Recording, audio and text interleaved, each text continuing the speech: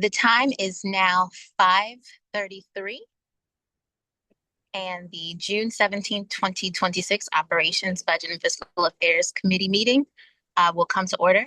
Ms. Conley, will you please call the roll? Ms. Goin McCants, Present. Mrs. Brown,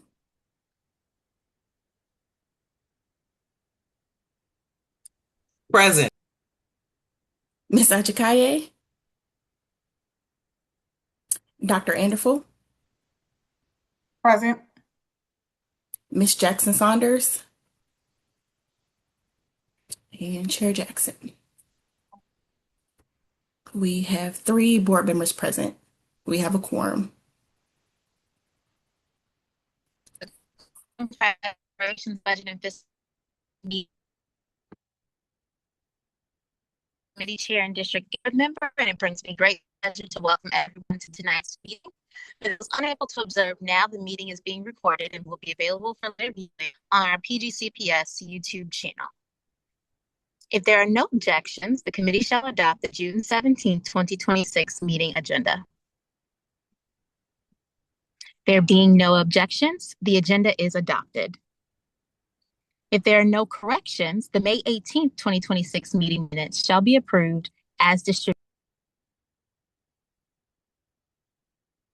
Uh-oh.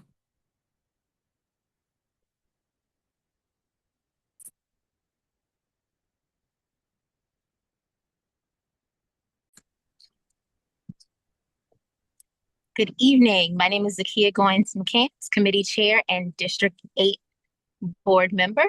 Thank you all for joining us this evening. For those unable to observe now, the meeting is being recorded and will be available for later viewing on the PGCPS YouTube channel. If there are no objections, the committee shall adopt the June 17th, 2026 meeting agenda. There being no objections, the June 17th, 2026 meeting agenda is adopted. If there are no corrections, the May 18th, 2026 meeting minutes shall be approved as distributed. There being no corrections, the minutes are approved. There are no public comments for tonight's meeting. However, Chair would like to remind viewers that public comment can be signed up for on our Diligent page. With that, we will move into our presentations for the evening, starting with our Food and Nutrition Services update. The Chair recognizes Associate Superintendent Washington for the Food and Nutrition Services update. Thank you so much, Committee Chair Goins McCants, and to other board members. Thank you. This evening we will have a year in review and progress going ahead, going forward from our Food and Nutrition Services Director, Director Mary Kirkland. And now we'll turn it over to Director Kirkland for her presentation. Good evening, everyone. I'll share my screen.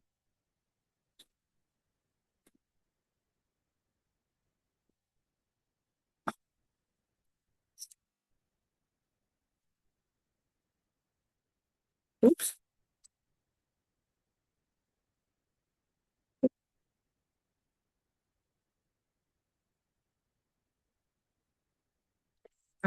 Good afternoon. My name is Mary Kirkland. I'm the Director of Food and Nutrition Services with Prince George's County Public Schools.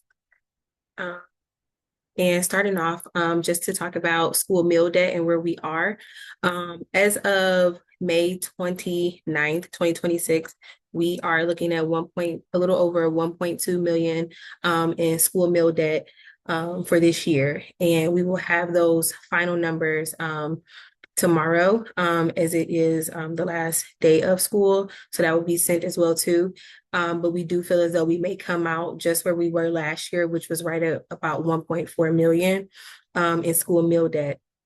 I will say we have made strides this year in reaching out to parents with the meal debt letters, letting them know exactly like how to add money to their students' accounts using My School Bucks. We've also worked with Heartlands to update just our system so that we can actually show the amount that is on the student's account that is owed, so that parents can view that, so that we can begin to receive some of those funds back, we can provide an update on how much we have received back from parents, but just give you guys an update of where we're at as of the end of May. And then we'll provide an update on where we're at the end of the school year based on tomorrow's numbers. But speaking of that, how we plan to help reduce that significantly for next school year is that this year, when we looked at the community eligibility expansion, which is the CEP program, which provides free meals for all students in a school if they qualify for that program or if they're approved in the application for that program. And being that the qualifications for CEP has been updated and the ISP has lowered, we've been able to significantly increase the amount of CEP schools in our application that we've put forth for next school year. It has not been approved by MSDE yet. However, based on, for us to get the maximum reimbursement from a financial standpoint and to bring down school meal debt, we are looking to hopefully get approved of 195 of our schools to participate in the CEP program for next school year, which will help significantly cut that school meal debt, cut it, well, not even cut it in half, but reduce it significantly, especially for some of our schools that had a significant amount this year.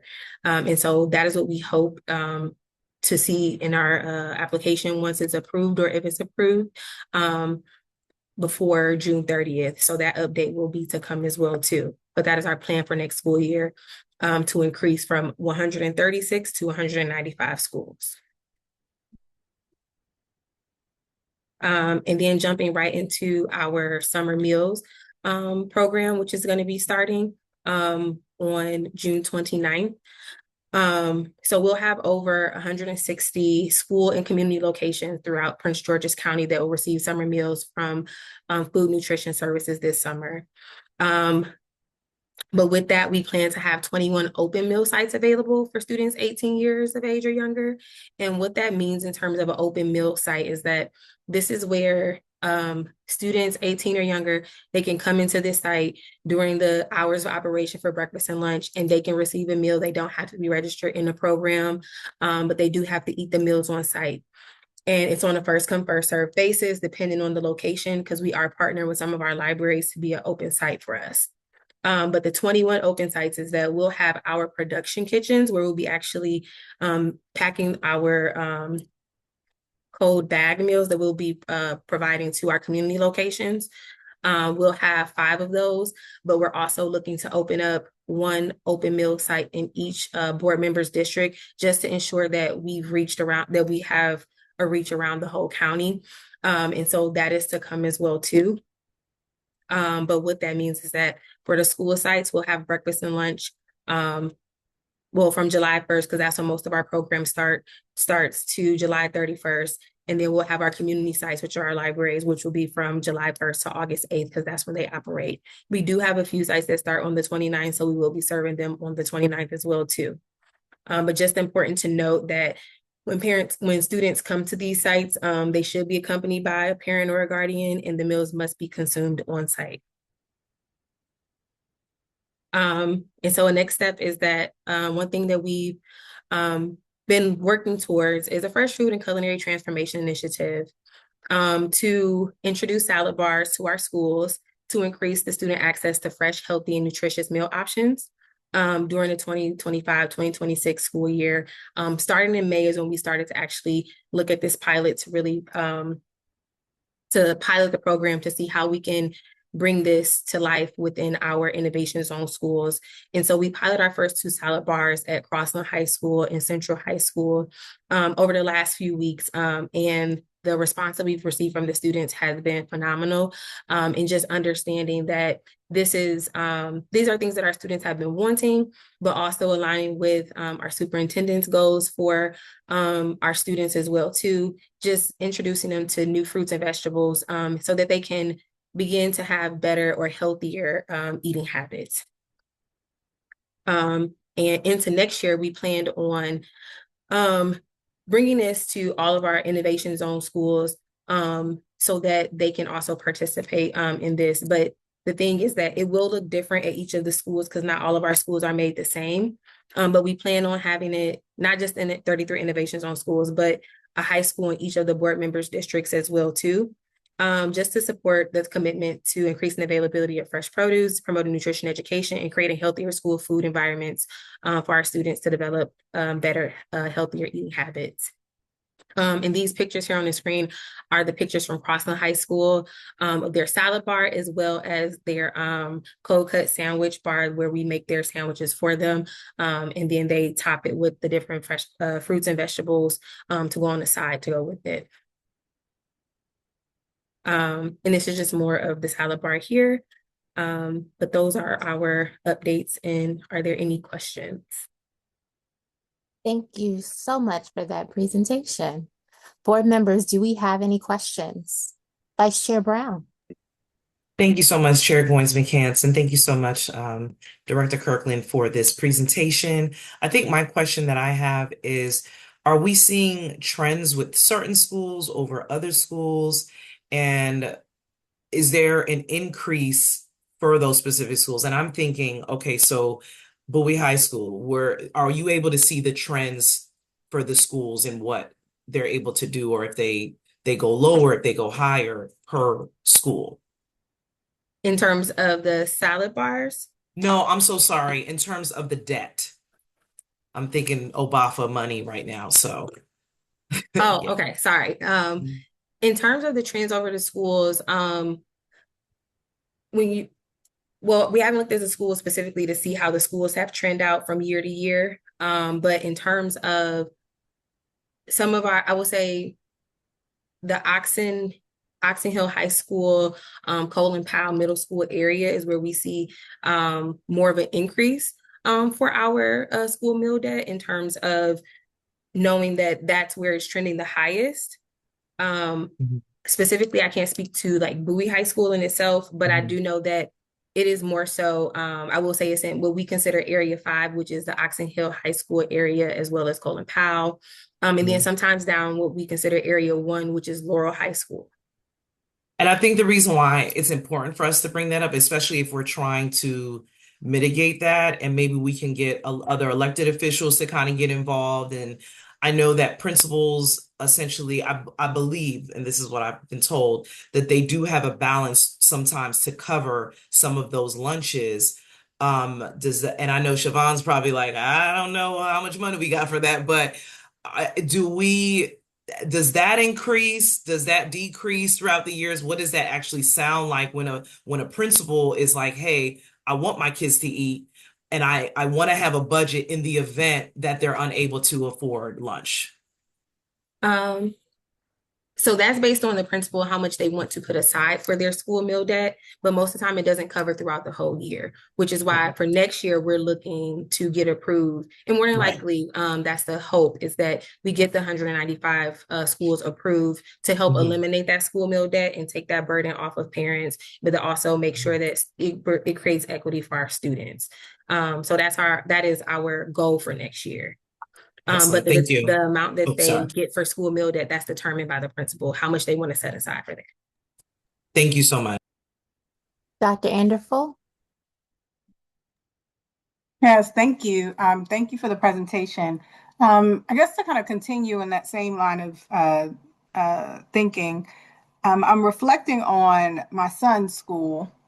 So he attends Yorktown Elementary, and I know that the principal there does actually take on quite a bit of debt for the students' lunches. And, I know that she set some money aside. She's gone well over that. And so at this point, it's just, I guess, essentially her money that is needing to account for it. I'm actually not sure. So one, I think it's great that you all are trying to combat this in some way. Can you just repeat when are we expecting this to be resolved? And I guess my other curiosity is yeah, just how many schools principals have you heard from to just speak to the problem that this is? So I'm curious about volume.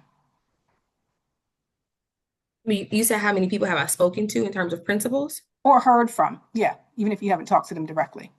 Um, Well, to be totally honest, we have not heard from any principals directly who have reached out to our office in terms of school meal debt. Um, and so with that, I can say we have like the principals, they don't necessarily reach out to our office.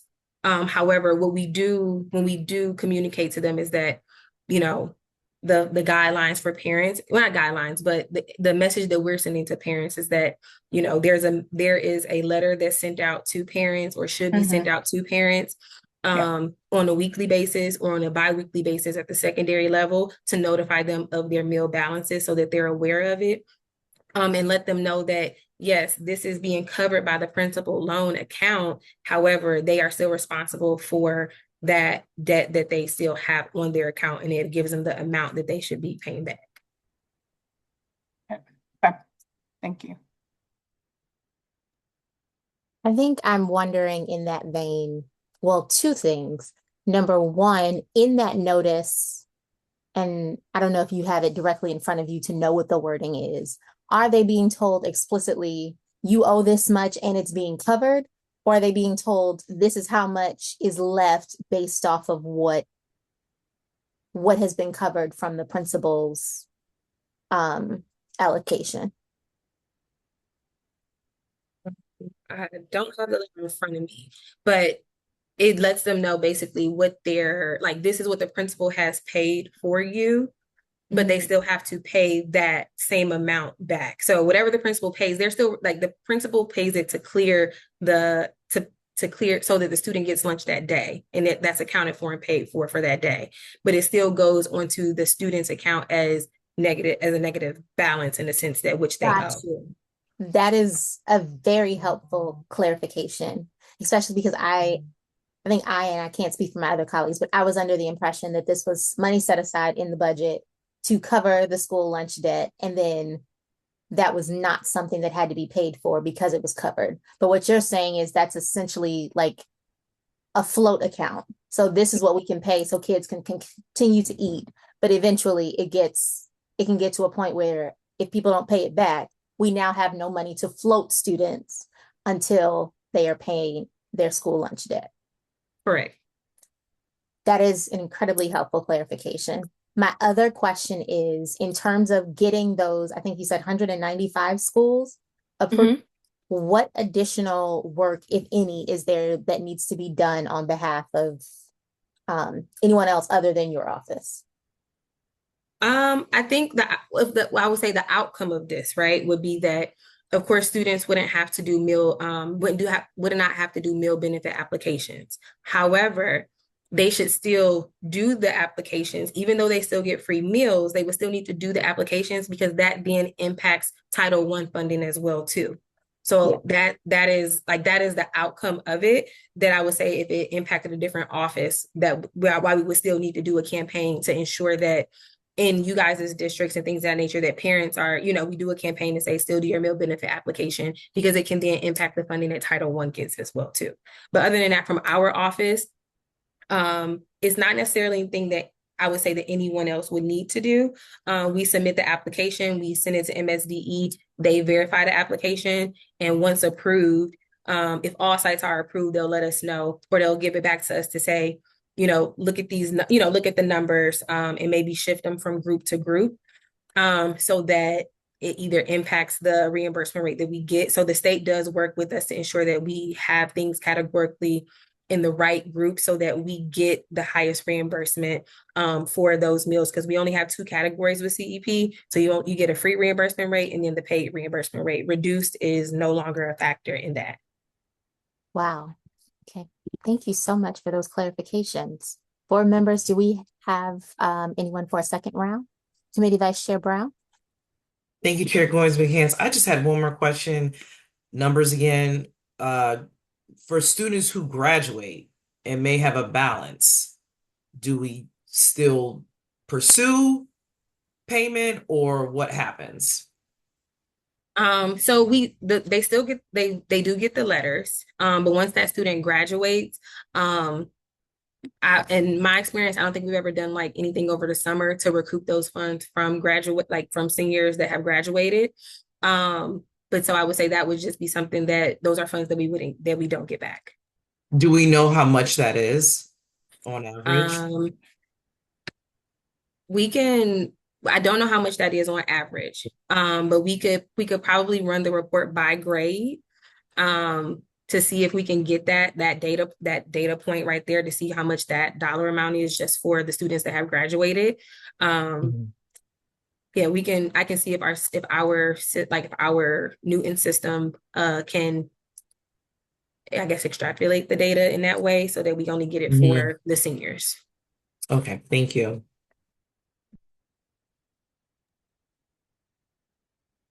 If there are no further questions, thank you so much, Director Kirkland and Associate Superintendent Washington.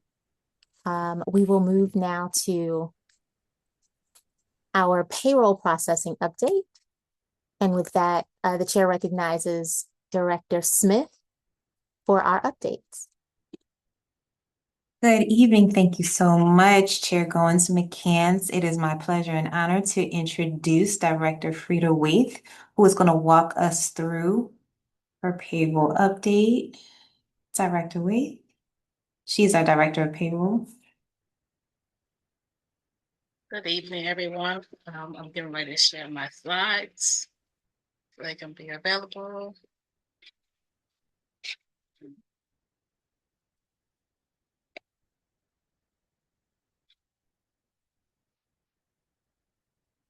Right, so here we go. Can you all see the slides? Yes. Yes, we can. Thank you so much. All right, so good afternoon again. My name is Delphina Waite. I am the Director of Payroll Services. It is a pleasure to sit before you to discuss payroll services. So I wanted to let you know that payroll is a central function of the Division of Business Management Services. And every 2 weeks, our team is diligently working to ensure people are paid timely and accurately by the payroll standards and the payroll schedules that are presented. So today I'm going to walk through our operational scale, our transition towards digital self-service, and the strategic roadmap that we have developed to enhance transparency and efficiency. So let's begin with what we do. So payroll services, we know what payroll means. We know payroll means people are going to get paid. But if you look at the bigger picture, we're actually accountable for making sure that 22,000 employees and more at any particular time throughout the year, that they're paid based on what they work and the hours that are presented and the leave that goes into the system. This is our primary goal, but it is also something that we stand behind to make sure it's mandated every 2 weeks. So to put that into perspective, our team of 25 staff members, we process over 580,000 individual payments every single year. But as you can see on this slide, payroll isn't just about the numbers in a bank account. We are also stewards of what is required for payroll reporting, supporting activities that keep the school system compliant and operational. So it's important to remember that these successful outcomes are a team effort, and we rely heavily on data integrity coming from our partners throughout the district. So this is not a solo thing. This is something that has input throughout the district that comes straight into the payroll office. So if the data that comes into our office is not correct or it's not reliable, then the payroll that we process will not be either. So that is why it is so important to maintain rigorous, defined controls every single pay cycle. Whether it's a standard payment or a manual intervention, for exception, our focus remains the same: consistent, audited execution.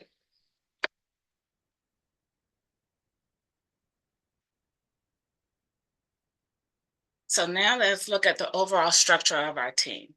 Let's talk about what actually goes into making payroll run successfully. There's a major misconception about payroll. It's just a push button. You push a button and people are paid. There's more to that in the production cycle that depends on a chain of events across the entire district.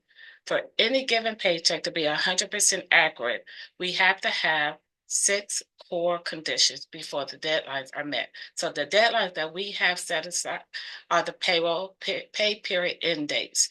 If those pay period end dates are not met, then we have issues and concerns that may develop out of that. So our 6 core conditions are timely transactions. That would be your new hires, your job changes, and separations. And they have to be done and entered into the system by our published cutoff dates. If they're not there, then it's going to impact somebody's pay or result in an overpayment that we have to then recoup back. Another one is accurate time and lead. For every time card entry and manager approval that has to be finalized before the payroll is closed. If there's somebody forgets to click the submit button on the time card, then that's going to run the risk of the employee not receiving their pay. The third one is correct employee data, the demographics, the work locations, the assignment details. All of those have to be in the system in time for payroll processing. Validating payments, bank charges, direct deposit details. If somebody puts their wrong account information into the system, their check is going to go somewhere else. So that means the person is going to call the payroll office and find out why they haven't received pay. The fifth one is define controls. We must strictly maintain segregated duties and solid audit trails so that every dollar moving through the system is accounted for and in compliance. And then the final one is cross-functional coordination. So like I said before, this is not a payroll effort. There are tight deadlines, collaboration between our teams, like HR, like benefits, and IT, and all of us work as a unified unit to make sure payroll is processed timely. So on the big takeaway for this, payroll close dates is a hard stop. If they're missed, if something is late, then that's going to force us into doing manual calculations, manual corrections outside or after the payroll is completed. So we like to define what is called ready. Ready is after the deadline is closed. When payroll is closed, we are ready. So what we have to do, we have to make sure that anything that's missed after our defined close is cleaned up, is automated, is completely reached out to other departments to make sure that whatever they have is coming back into the payroll office timely and accurate so that we can make up for whatever was missed through the regular payroll process. So if somebody's time was not right, the hours are wrong, the cycle was scrambled, there was a hiccup in the Oracle system, then payroll has to stop after the payroll is already done to fix everything and still try to make payment on the payday. So ultimately, payroll can only process what's received. Anything that's true and accurate is a team sport, and it must be done before the pay period end date.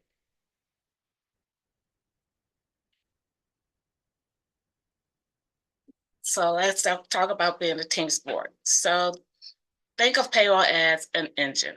All these factors that you see here on this screen plays into the payroll. So if this stuff does not come into the payroll timely, like I said before, that's going to cause issues. It's going to cause concerns. It's going to cause underpayments. It's going to cause overpayments. So unless all of these factors work together as a unified agency, a unified engine, and we're all on the same team, we're all talking together, every 2 weeks, we will have a perfect payroll. If anything hiccups on any one of these factors, it's going to cause somebody to not to be paid correctly. So here's what payroll looks like every 2 weeks. We start with the data entry, timekeepers going in that have to put the time in every 2 weeks, then it gets approved. Our team also is part of that process. So this is every 2 weeks, no matter what. Then once that is done, it gets validated. We have cutoffs. We do reports, looking at things before the payroll starts processing. If we see any anomalies, we try to go back to the work location or where the issue is to help fix it before we finalize payroll. So these two steps normally happen between Friday evening through Monday. So we do a lot of stuff over the weekend as well, closing up the time cards, getting them set up for the next payroll, and all that is between Friday night and Monday night.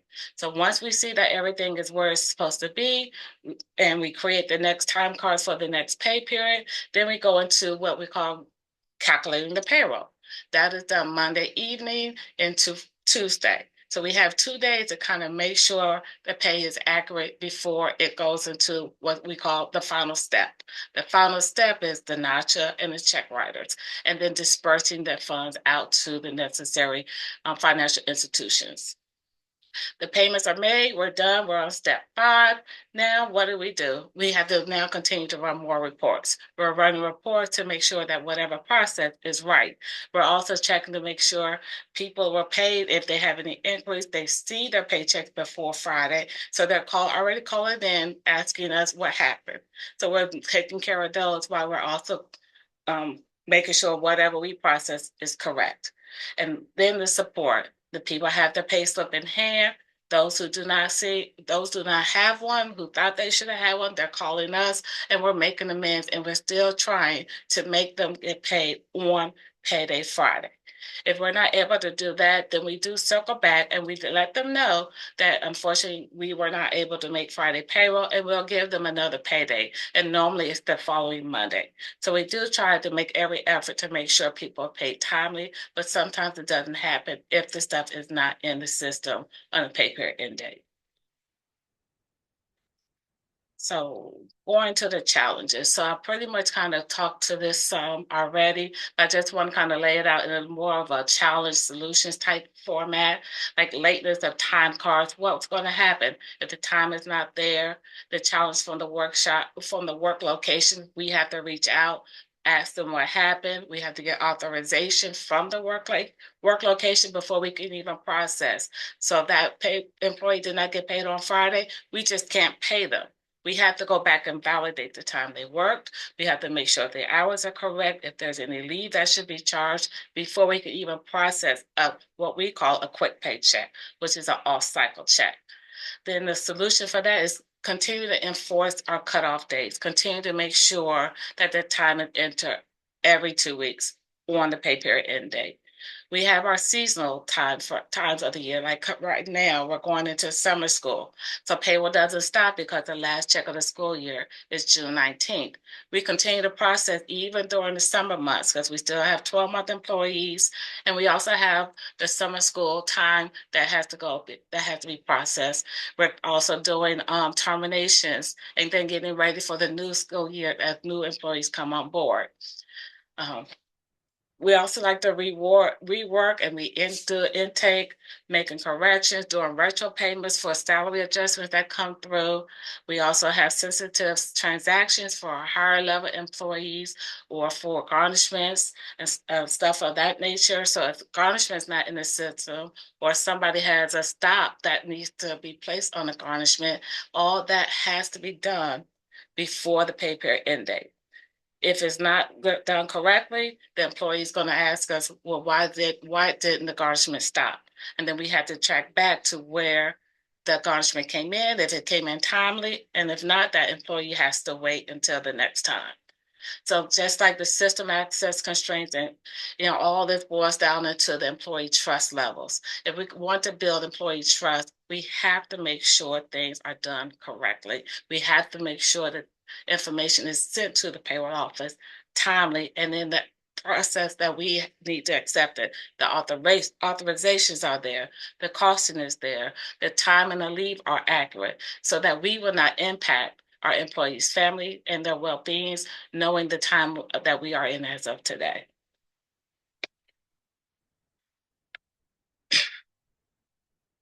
So we're going to talk about things that don't go according to plan. So payment delivery risk. If a direct deposit information is not entered correctly, the bank will have to return the money. It gets rejected, it's going to delay the employee's funds.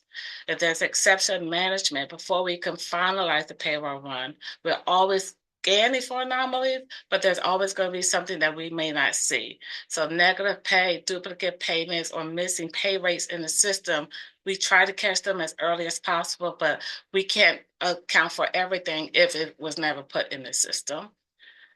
advanced corrections. These are like high dollar corrections or high variances of overpayments that may be outside of the payroll process, and they're outside of what we can control before it goes out. And so we end up having to notify masses of employees that may have been overpaid at the same time, and then trying to recoup that money back into the system where it belongs. A lot of people don't feel like overpayment should be recouped, but if they were given money that was not due to them, then it is a function of the payroll office to have those monies returned, just like if they were due money for a retro. So it's the same functionality going in and coming out.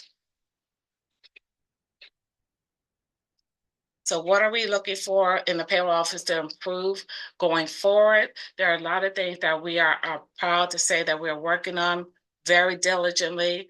We are currently having leave administration work groups where we're trying to figure out how long the employee can actually be out for a long period of time, because people being out for that long can trigger how much money is being spent for them, and also how much money is spent for somebody that has to cover for them.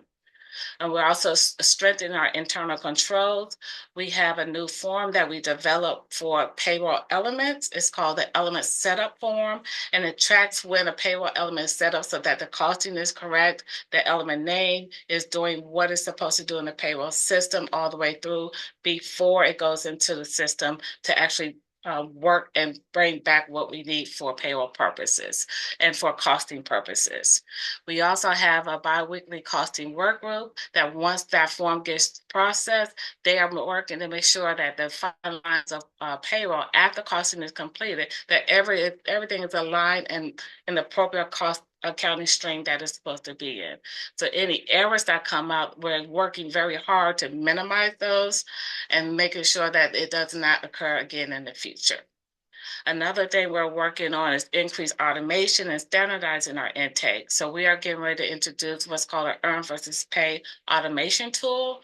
So right now, any pay adjustments that are needed for retroactive payments or for overpayment for people who are overpaid, it's a truly manual process in the payroll office, and then it's put into Oracle to be processed how it's supposed to be. So now we're working on something through Oracle that is automated, and our staff will no longer have to do manual calculations. And then lastly, we have a new customer service performance platform. It's going to be called Incident IQ, and we're hoping that this module will help us track our inquiries that come through the payroll office to make sure that people's inquiries are tracked all the way through from beginning to end, and that they're given the responses that they need in a timely fashion. So this is going to be a new ticketing system that is going to mirror what IT currently has.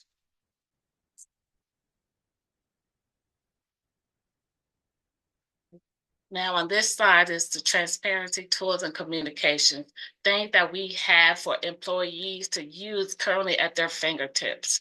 Employee pay schedule and bulletins. They are all published on our website. They're available for employees to see all year long. We try to keep them updated every year at the beginning of the year, or it revised as we go along throughout the year. It tells them exactly when they're going to receive their pay. We have other bulletins that explain our procedures, explains our processes. It tells them how extended option pay also works. We have calculators and guides on our website, calculators such as use or lose calculators. If you want to figure out how much leave you're going to use by the end of the year, that calculator is already on our website. We have training materials that are offered through our IT department, but you can go through our website to access those trainings. And we also have trainings that we actually handle ourselves with other departments. They invite us in, we'll go out to their work location and talk to them about what payroll looks like. Again, the structure intake form that we just discussed about the Incident IQ. We have retro inquiry form that we set up last year for our local 2250 and our PGCEA members, but they can go out and put inquiries of any kind of questions that they have, and then they'll have a real answer at that time. Satisfaction surveys at the end of all of our email addresses, you can complete a survey to tell us how we're doing. And we do look at all of those surveys and take corrective action.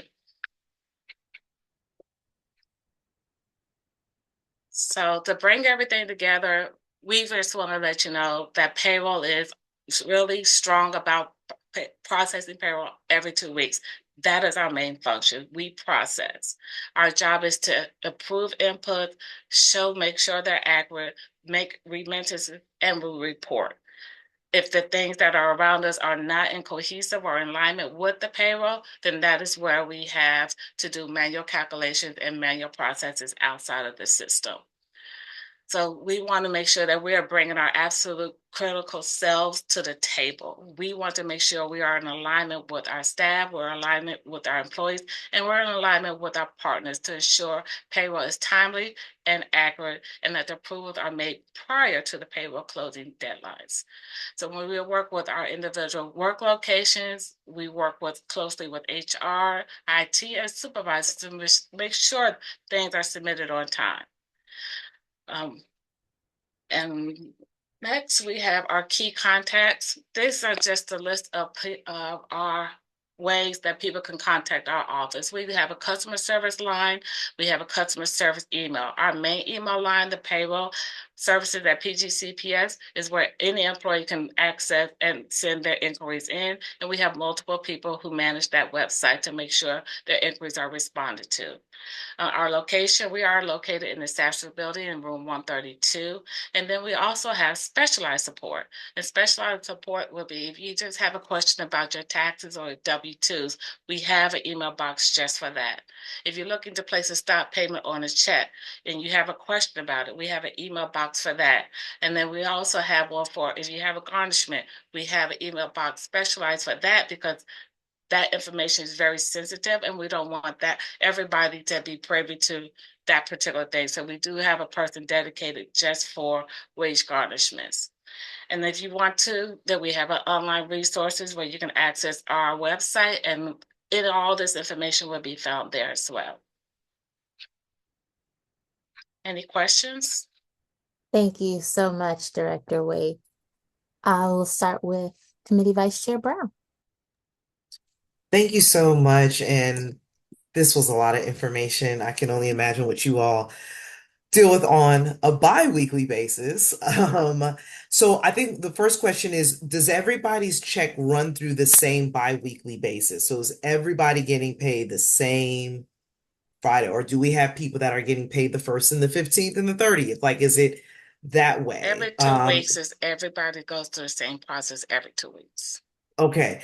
So one of the call outs that I went through as a board member was the W-2. I don't know if you all handle that, but that was a very difficult process. I'm not sure why it never came to my house, and I also saw, heard that you have to log in, but you can only log in if you're on the network in the building. And so it just seemed like a lot of gymnastics just to get a W-2.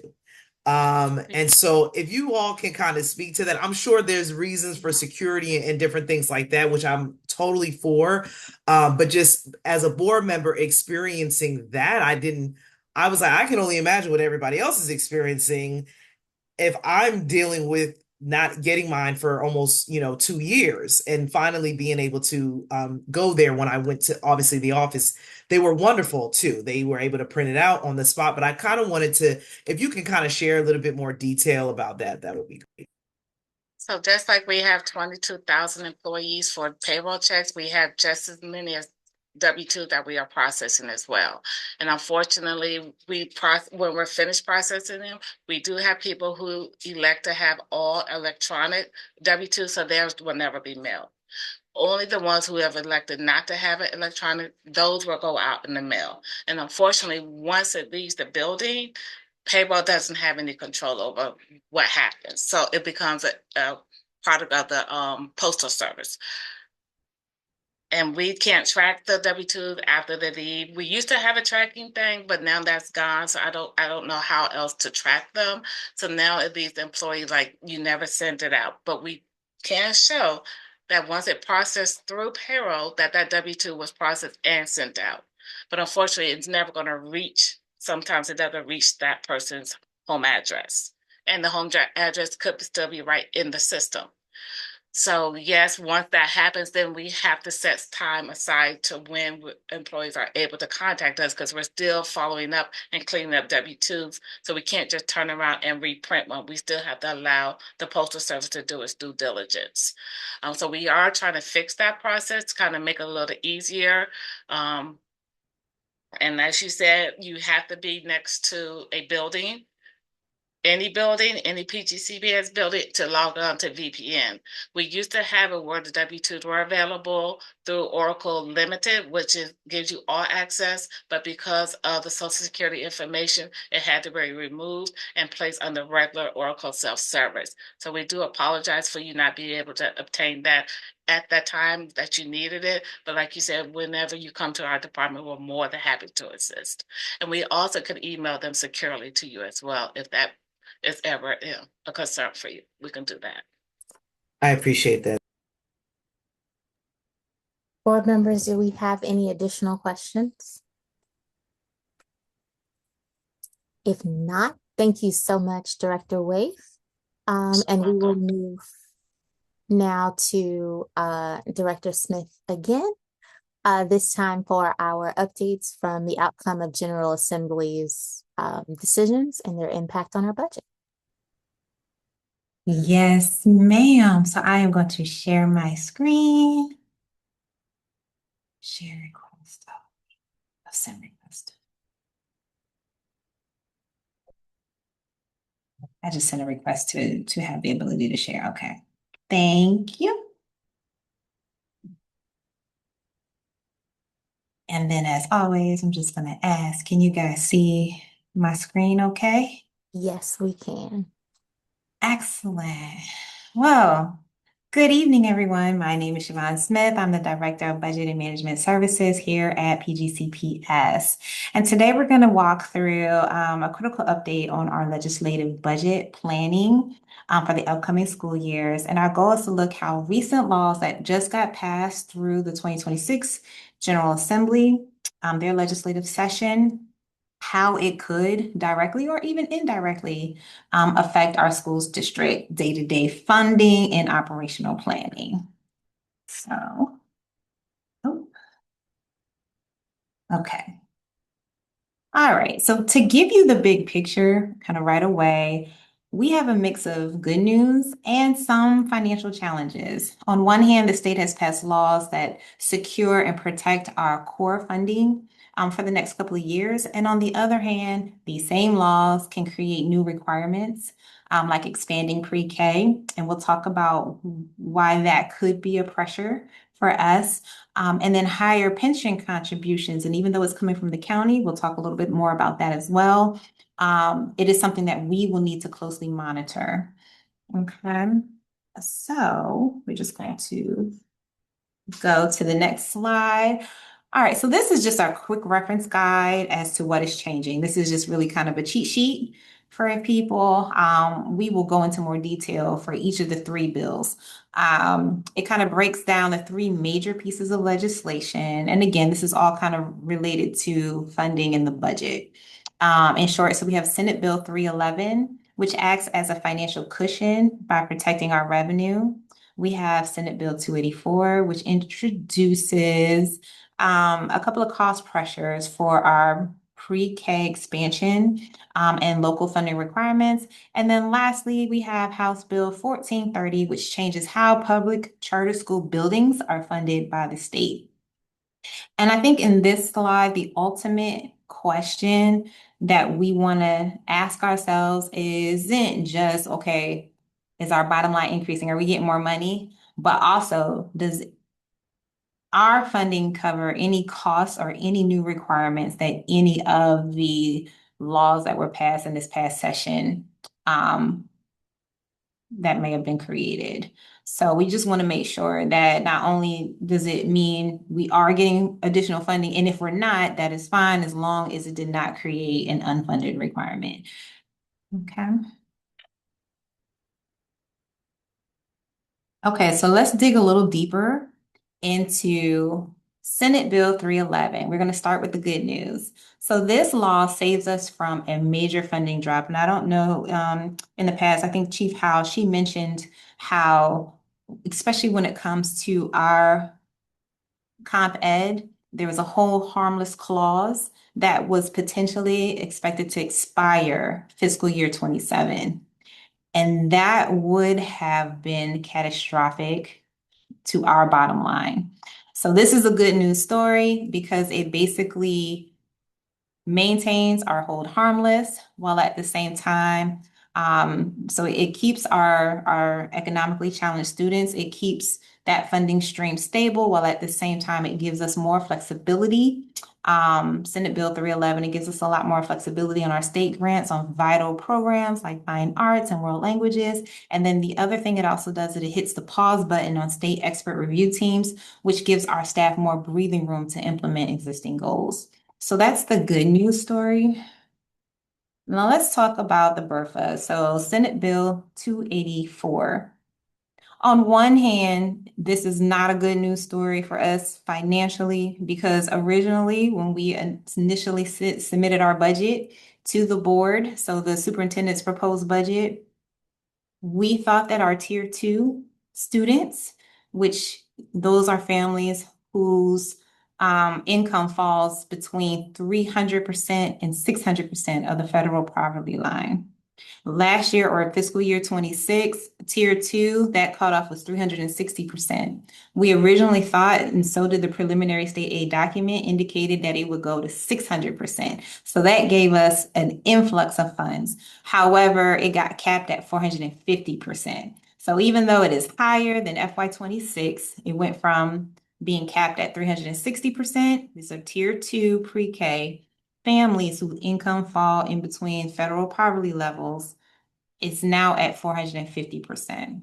The reason why this also can create a pressure, we are not seeing our enrollment numbers for pre-K to match the funding that we're getting. We're getting a lot of funding for pre-K. I think the per pupil amount increased significantly, but the enrollment is not there. So when it comes to meeting minimum school funding for fiscal year 27 and beyond, it's going to be a challenge. And it's probably going to be something that we're going to have to visit because we're having to reduce classrooms. We can't fill all of our seats. So how we're going to spend those dollars, and we're limited, and this is the challenge of Blueprint, we're limited on how we can spend that funding. That is just something that we're going to have to work through throughout fiscal year 27. But we are getting more money in fiscal year 27 than we got in fiscal year 26. So there is an increase, even though we're seeing a decrease in enrollment.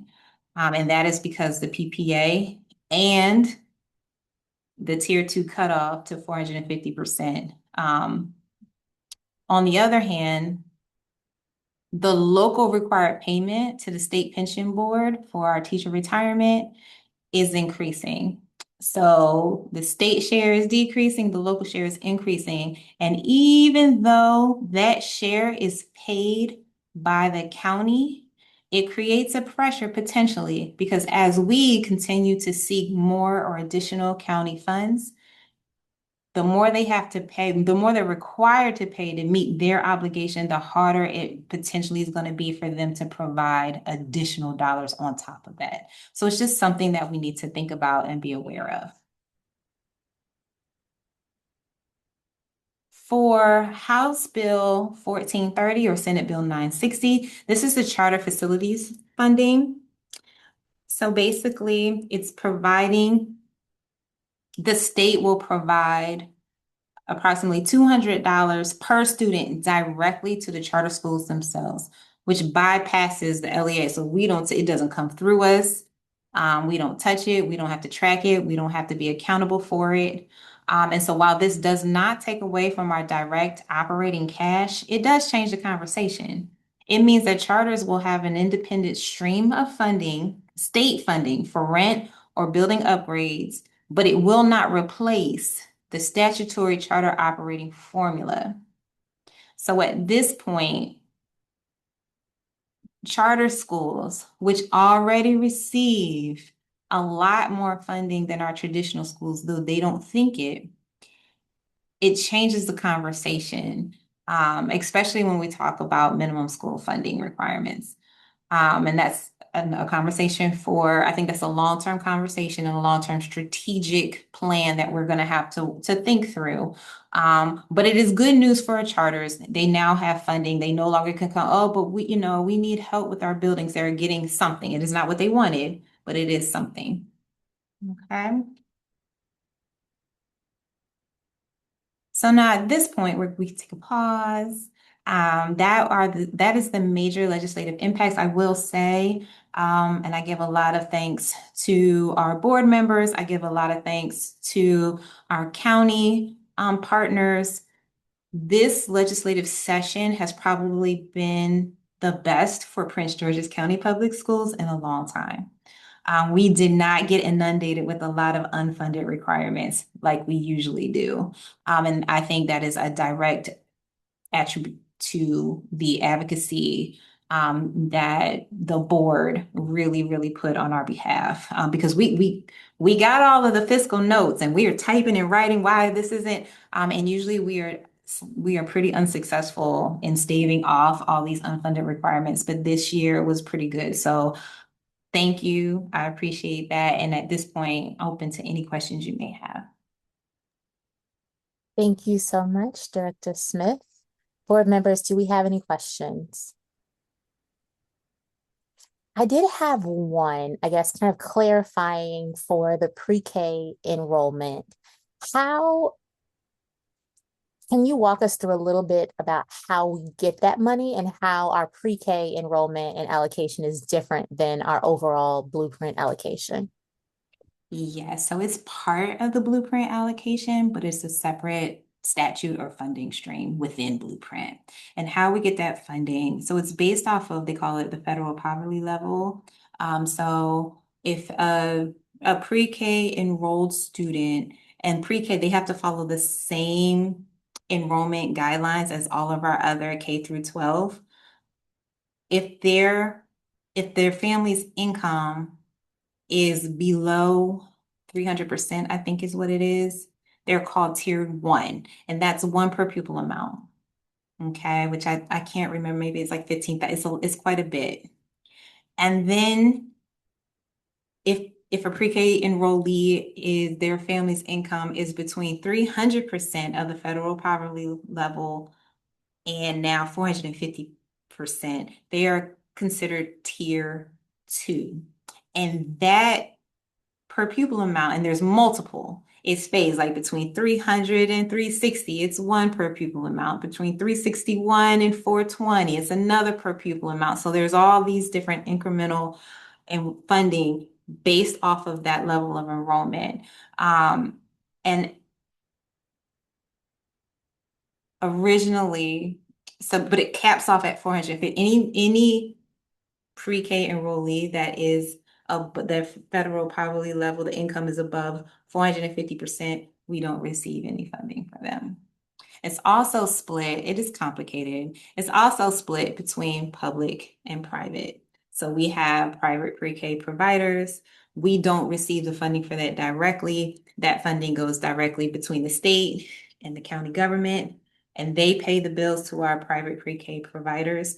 And it's not based off of the providers operating in our county. It is based off of the students who go to private providers. Those students, if they are residents of our county, that's who we get funding for. So you have the private side and then you have the public side, which is our schools and our ECCs. We get funding for them.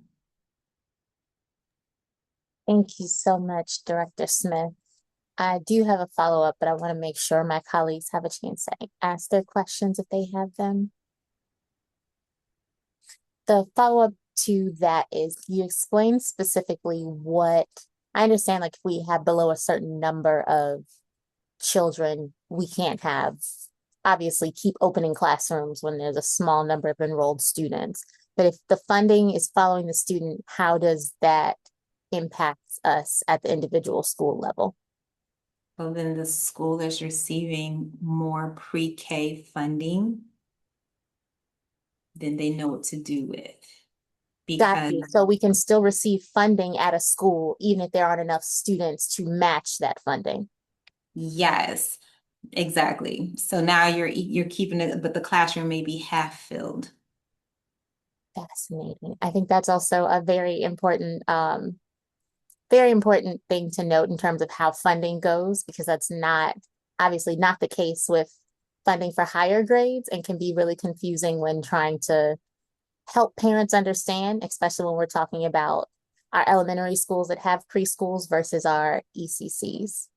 Exactly. And I think it would be also, it wouldn't be as it wouldn't be as much of a pressure if we were able to repurpose some of our pre-K dollars to service maybe some of the other grades where we're having the opposite problem, where not only is the enrollment going down, but then also the revenue surrounding that is also going down.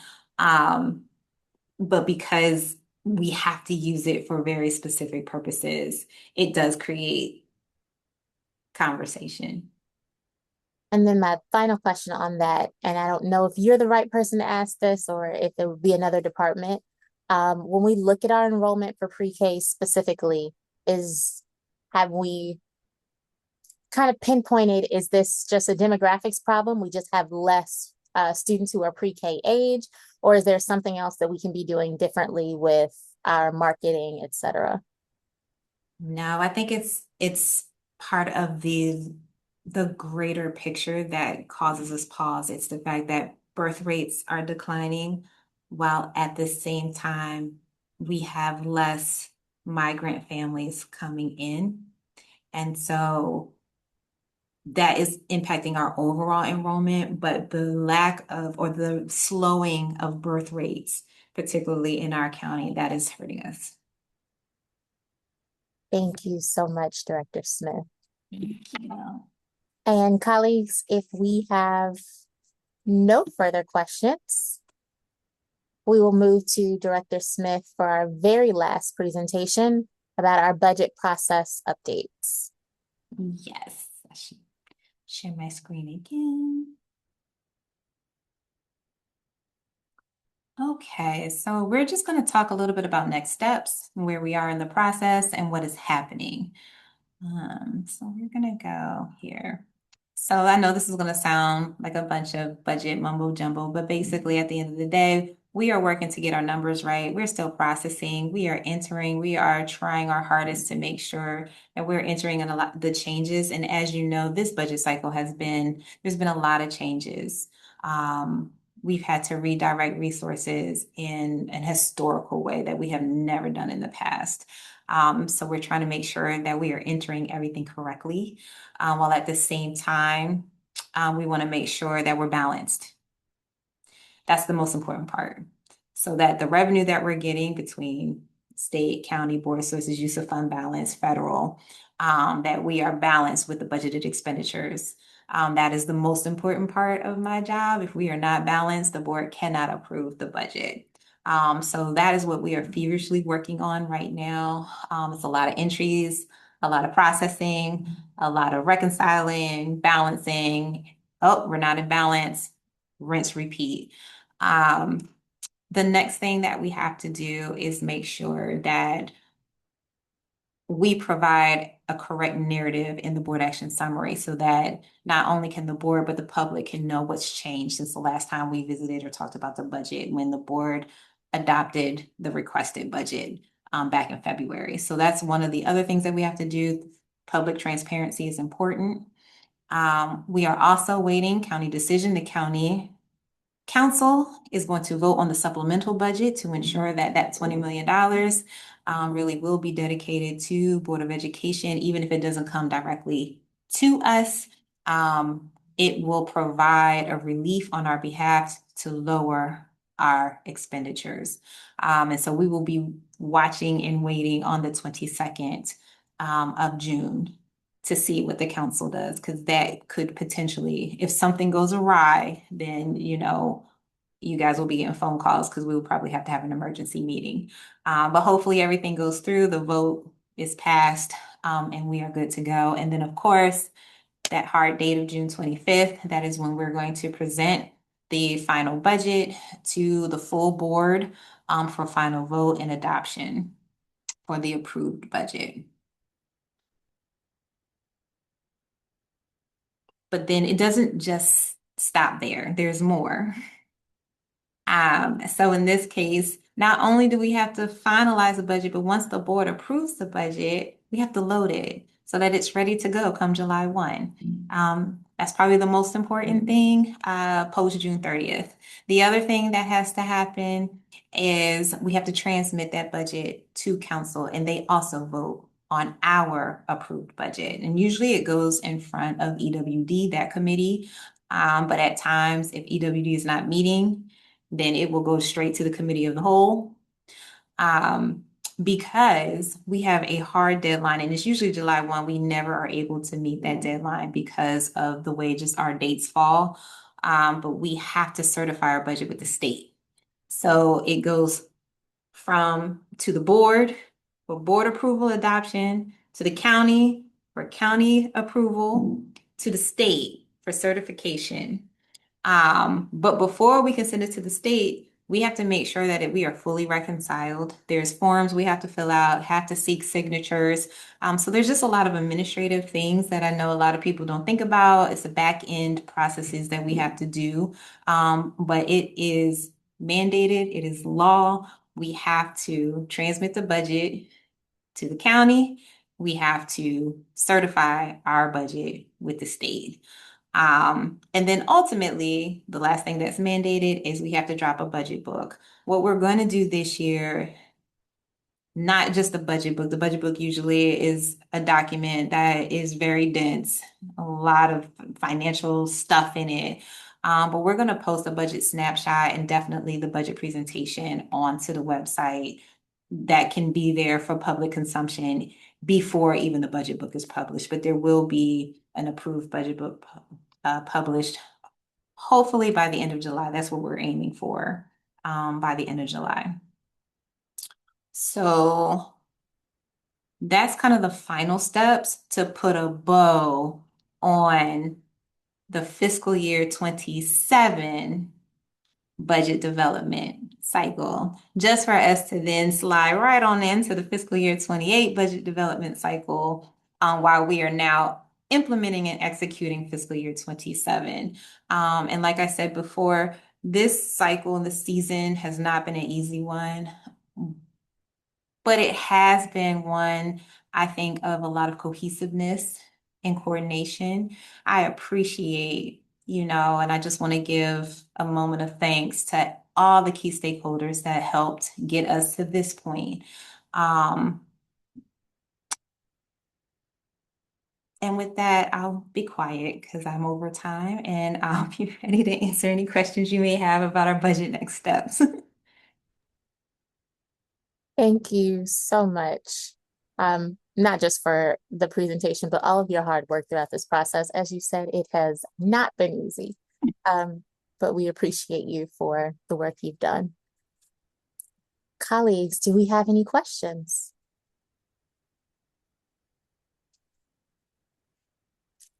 Seeing none. Again, thank you again for all of your hard work on our budget. Especially this year has not been easy. And seeing no further questions, we will move to adjournment.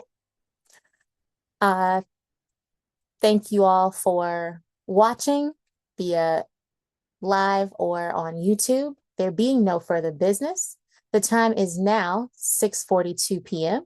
and the June 17th, 2026 Operations, Budget, and Fiscal Affairs Committee meeting, as well as our school year 25-26 Operations, Budget, and Fiscal Affairs Committee work is now adjourned.